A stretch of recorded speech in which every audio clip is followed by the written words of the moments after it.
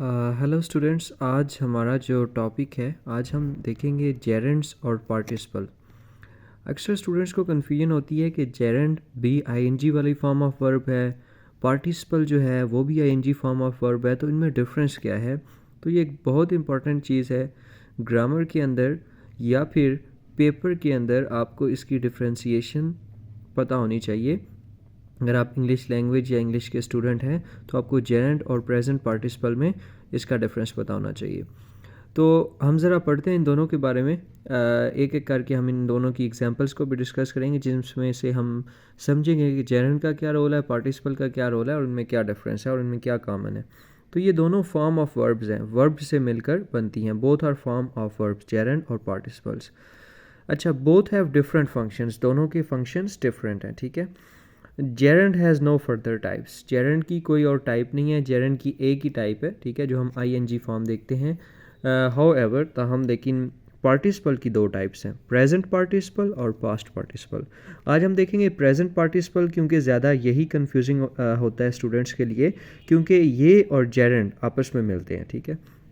तो ये पॉइंट्स बनाए हुए हैं मैंने, और एग्जांपल्स भी, एक ही एग्जांपल से हम इन दोनों को समझेंगे, इनका डिफरेंस, जिससे आपको कहीं और से समझने की ज़रूरत नहीं पड़ेगी, आपके लिए बहुत इजी हो जाएगा। अच्छा, तो gerund and present participle are both ING forms of verb, दोनों आईएनजी फॉर्म हैं वर्ब की, and often create confusion to identify between two. और हमें ऑफन क्या होता है, अक्सर क्या होता है, कन्फ्यूजन क्रिएट हो जाती है इन दोनों के दरमियान डिफ्रेंशिएट करने के लिए, वही जो बात मैंने स्टार्ट में बताई, ठीक है। तो जेरेंड और पार्टिसिपल के फंक्शंस हम डिस्कस करते हैं। तो आपने याद रखना है कि जहाँ पर भी आईएनजी वाली form as a noun act कर रही होगी, वो नाउन का फंक्शन कर रही होगी, तो वो जेरेंड होगा, ठीक है। तो gerund act as a noun, they perform function of noun in a sentence, sentence के अंदर नाउन का फंक्शन कर रही होगी जेरेंड, ठीक है। तो जेरेंड किस तरह नाउन से नाउन का फंक्शन करेगी, वो एज अ सब्जेक्ट भी यूज़ हो सकता है आईएनजी वाली फॉर्म, डायरेक्ट ऑब्जेक्ट भी किसी सेंटेंस के अंदर उसका यूज़ हो सकता है, इनडायरेक्ट ऑब्जेक्ट या मीन सब्जेक्ट भी यूज़ हो सकता है, ऑब्जेक्ट भी, या फिर प्रपोजिशन का सब्जेक्ट भी। अब हम तीनों को एग्जांपल से देखेंगे कि कैसे कॉमनली ज़्यादातर कैसे यूज़ होता है। अब देखिए, एक वर्ड था हंट, जिसका मतलब है शिकार करना, इसके साथ हमने आईएनजी लगाया, एक वर्ब था, उससे हमारे पास एक जेरेंड बन गया हंटिंग, ठीक है।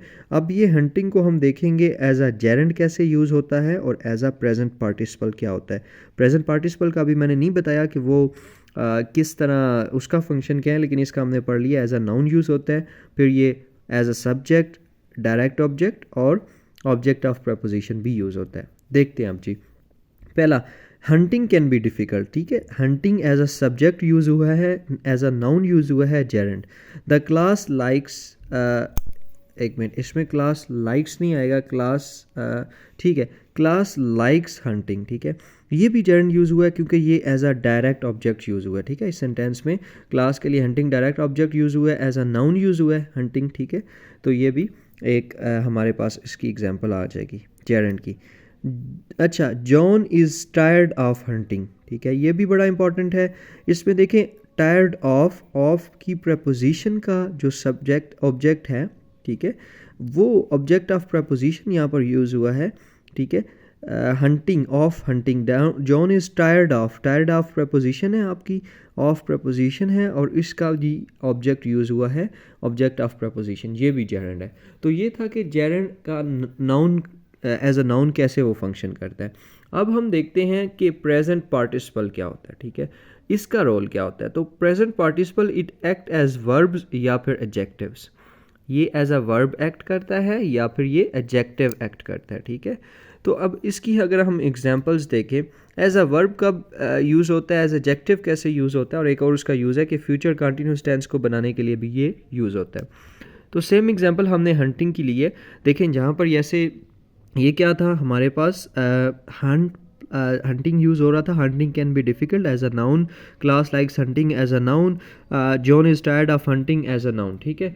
तो अब हम देखते हैं कि हंटिंग को हमने प्रेजेंट पार्टिसिपल में कैसे, क्योंकि दोनों सेम है। अगर हमारे पास एमसीक्यूज़ या कुछ आइडेंटिफिकेशन हमसे पूछी जाती है तो स्टूडेंट अक्सर कंफ्यूज होते हैं, जिसके लिए ये वीडियो जो है ना बहुत ही हेल्पफुल होने वाली है। तो David is hunting towards forest, ठीक है।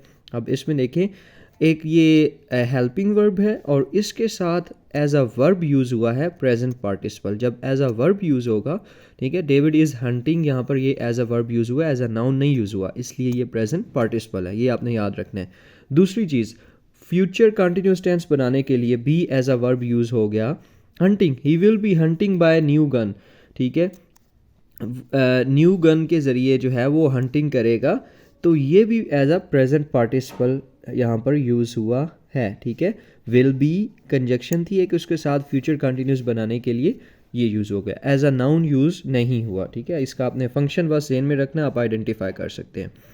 और hunting man was present in village, hunting man village में प्रेजेंट था। अब हंटिंग मैन भी क्या है, ये भी प्रेजेंट पार्टिसिपल है। ये आपने ये नहीं देखना हंटिंग अगर सिर्फ अकेला हंटिंग होता ना, जैसे लास्ट में था कि हंटिंग क्या हमने पढ़ा, John is tired of hunting, वहाँ पर अकेला हंटिंग था, वो एज अ नाउन यूज़ हुआ। अब ये हंटिंग मैन है, मतलब कि ये इस मैन की क्वालिटी बता रहा है, ये एडजेक्टिव यूज़ हो रहा है। तो मैंने बताया था प्रेजेंट पार्टिसिपल जब एडजेक्टिव यूज़ होगा, जब आईएनजी वाली फॉर्म एज एडजेक्टिव यूज़ होगी तो that would be present participle. तो हंटिंग मैन है ना, इस तरह कोई भी इसके साथ वर्ड आ गया जिसकी ये जो है ना वो डिस्क्राइब कर रहा है, जिसको आईएनजी वाली फॉर्म एज एडजेक्टिव यूज़ हो रहा है, आई होप आपको एडजेक्टिव का पता होगा, ठीक है। तो वो वॉज प्रेजेंट इन विलेज, ठीक है, विलेज में प्रेजेंट थे, तो ये हमारे पास प्रेजेंट पार्टिसिपल है। तो ये था जी सिंपल सा डिफरेंस, ठीक है। मेन दो चीज़ें मैं एक बार अगेन रिवाइज कर देता हूँ, दोनों आईएनजी वाली फॉर्म होती हैं, वर्ब से बनती हैं। जेरेंड और प्रेजेंट पार्टिसिपल में मेन डिफरेंस ये है, gerund it acts as a noun and present participle it act as verb or adjective in any sentence। तो आपने ये देखना है कि एज अ नाउन हो रहा है या एज अ वर्ब या एडजेक्टिव हो रहा है।